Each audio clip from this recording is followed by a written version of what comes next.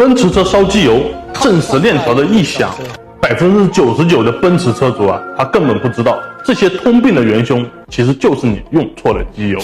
真正拥有奔驰认证的机油呢，必须要通过500小时的地狱级台架实验。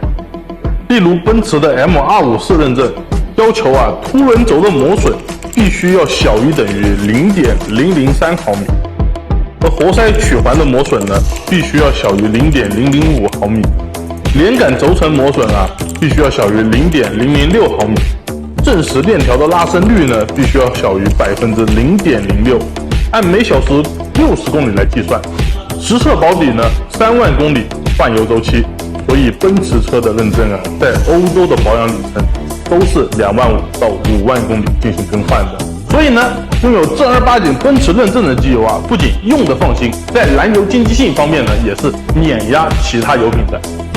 例如我们奔驰的 R9.7 认证呢，必须要通过 M111发动机的实际测试，节油率啊必须要大于等于2.5%。奔驰的 R9.72 认证呢，更是把节油率啊飙升到了3%。奔驰的认证呢，必须要通过140多项的数据考核，而其中呢，蒸发损失比必须要小于等于11%，这一点呢就已经超过了 ACEA 的实际认证。